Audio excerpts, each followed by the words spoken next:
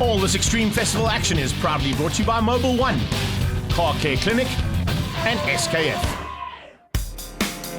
The arena of motorsport at Zwartkops, and once again we're here at the home of the Extreme Festival to do some serious damage to the front end of these championships. It's so good to see big crowds coming out, particularly it's only a regional race day, and the regional race days and the Extreme Festival format certainly brings them out in their hordes. We start things out with the Mobil 1 V8 Supercars.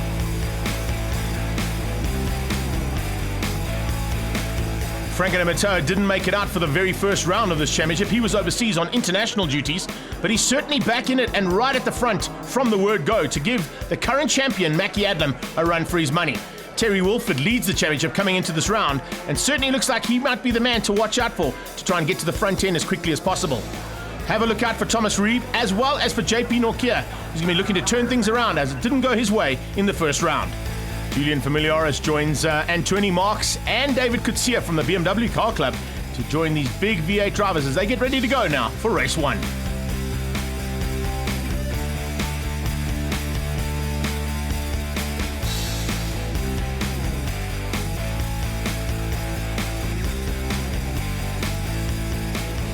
Coming around for a rolling start now and waiting for those lights to go out. Remember, it's double yellows into 1 and 2.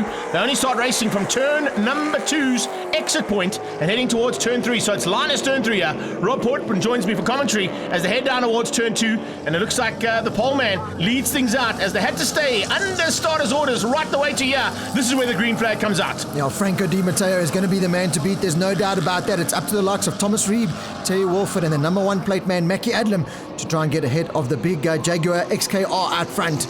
Nice to see the Di Matteo boys 1 and 2 at this stage, with Reeb being helped out there by Franco Di Matteo's race team. He's in second place as we go on board here with Terry Wilford. Heading up to the top of the hill and under braking, trying to close down on that Coca-Cola Cafe 9 machine. But look at that! A big move there from Adlam, diving through and getting ahead of the Fuchs car. That was an impressive move to put that big V8 on the inside there. He knows he cannot allow Franco Di Matteo any kind of comfort at the front end of this field. He'll just extend that lead. So watch out for the number 1 car there. Now sitting in third place, chasing down on our leading group.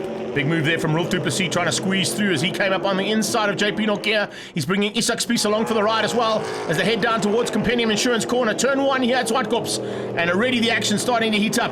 As Di Matteo comes under a bit of threat there. There are 3 cars tucked in behind him looking for a way past. Absolutely amazing stuff. It always has amazed me how these guys get these big V8 cars around the Zwartkops track. Guy on board here with Thomas Reeb, currently sitting there in second place.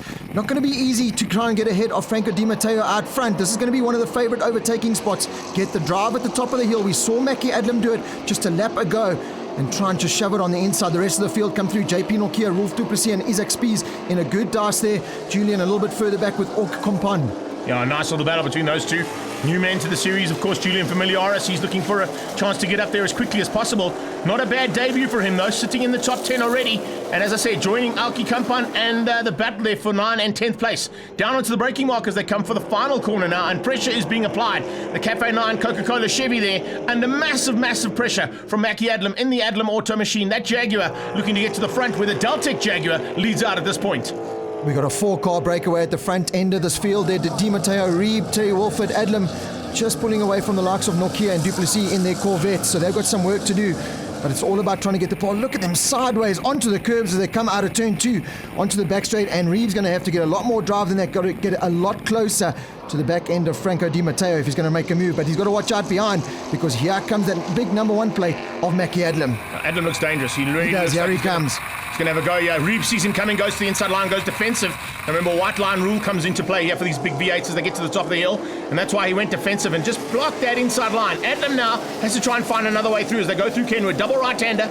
Flick it through into Mix FM and watch out. Adlam has to keep an eye on the back end because all of a sudden, look at that Falcon in the background, getting it absolutely lit up. The Fuchs Falcon starting to put the pressure onto the second of those cats as they come down to GNH Transport Corner. Now, Franco Di Matteo is in the prime spot here because Thomas Reeb, Terry Wilford and Mackie Adlam, while they're trying to attack, they've got to worry about defending at the same time. Adlam going to line something up, going into turn 2 on the inside. Looks like he's going to try and make the move on the inside.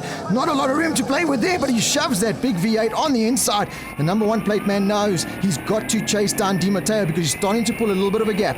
Back on board here with Reeb as he's just lost out that second place. Heading into the back straight now for another time, and you can see he goes defensive again. He knows that Wilford's coming. Norkia spins out. JP spins out, going down into GNH Transport corner. He's right in the middle of the track.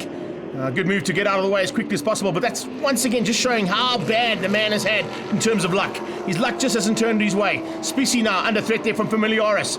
Alki Kampan being closed in by 20 marks. Those two boys had a big incident, remember, at Red Star Raceway, and now starting to turn their season around in the second heat here, the first heat I should say, of the second round of V8s. Rear wheel steering all the way around the Zwartkops track, just big black lines being left all over the place, so plenty of rubber being laid down by the big V8s as usual. See Thomas Reeb trying to hold on to that final podium position. Rob Duplessis starting to come onto the back end of that group now, so we're going to have a five-way battle for the top three podium spots. A nice turnaround here from Duplessis as he comes onto the back end of that Falcon. And the Fuchs Falcon of Terry Wolford looking to get through on that Cafe Automotive and Coca-Cola Chev. That's Isak Spies now. Specie looking into the rearview mirror, straight into the eyes of the hard-charging Julian Familiaris. Familiaris used to rear-wheel drive in the BMW, but a lot more power to play with here in the big V8. So it's a great turn-up and a great turnaround for him in terms of his career in racing. Top of the hill, Franco Di Matteo still doing everything right, but he's coming under pressure now from Mackie Adlam.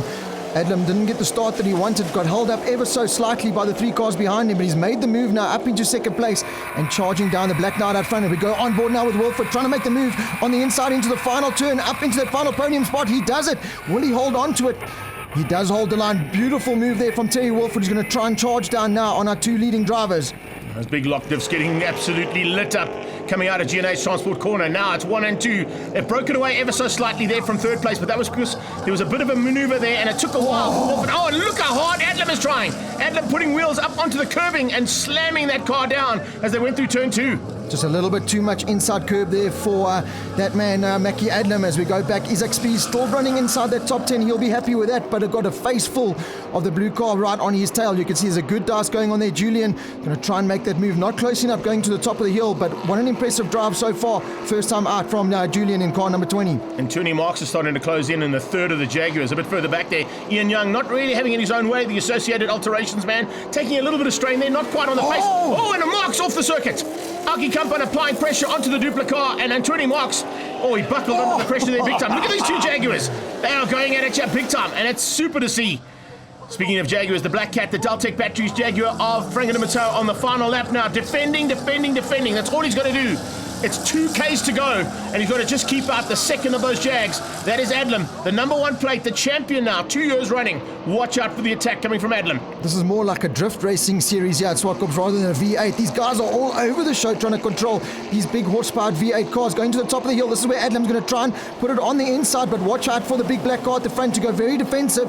Doesn't really go as defensive as I thought he would have gone, so still holding the line there, got enough grip to hold off the challenge there. Rear wheel steering, sliding once again.